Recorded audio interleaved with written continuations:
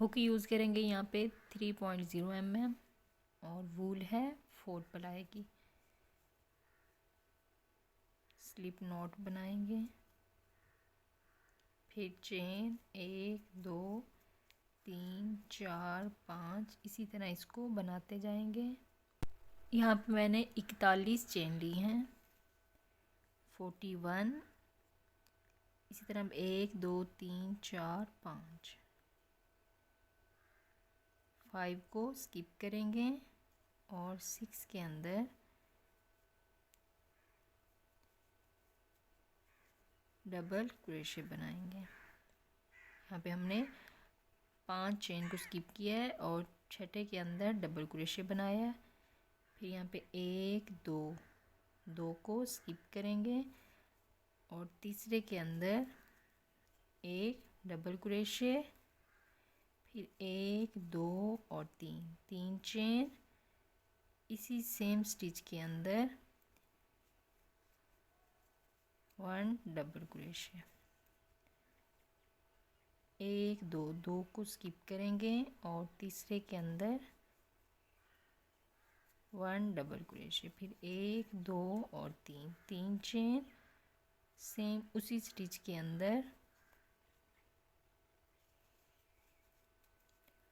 1 double crochet. इसी तरह इसको एंड तक बनाते जाएंगे। इस तरह मैंने इसको कंप्लीट कर लिया है। अब नेक्स्ट हम यहाँ पे इसको टर्न करेंगे और इस चेन के ऊपर सिंगल क्रोशे बनाएंगे, फिर 1 और 2 चेन। यहाँ पे 1 2 3 और ये 4, 1 2 3 4 और 5 और ये जो हमने चेन बनाई थी ये 6 डबल क्रोशे हो गई। अब इस जगह पे सिंगल क्रोशे बनाएंगे इस तरह। फिर नेक्स्ट यहाँ पे भी डबल क्रोशे बनाएंगे, 1 2 3 4 5 और ये 6 डबल क्रोशे। फिर इस जगह पे सिंगल क्रोशे बनाएंगे। इसी तरह इससे नेक्स्ट के अंदर भी 6 डबल क्रोशे बनाएंगे। फर्स्ट 3 के अंदर 6 डबल क्रोशे, 6 दफ़ा डबल क्रोशे। फिर उससे नेक्स्ट यहाँ पे सारे 8 डबल क्रोशे बनाएंगे इसके ऊपर। और लास्ट में ये जो 3 हैं इसके अंदर 10 डबल क्रोशे बनाएंगे। इस तरह हम इसको कंप्लीट करेंगे। यहाँ पे मैंने इसको कंप्लीट कर लिया है। ये फर्स्ट 3 के अंदर हमने 6 डबल क्रोशे बनाई हैं और उसके बाद ये सब इन सब पे 8 डबल क्रोशे और जो लास्ट में 3 है इनके ऊपर 10 डबल क्रोशे बनाई हैं। अब लास्ट में एक चेन बनाएंगे और धागे को थोड़ा बड़ा काटेंगे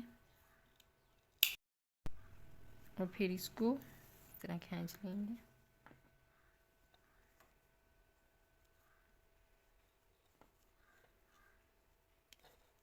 अब इसको इस तरह शेप देंगे।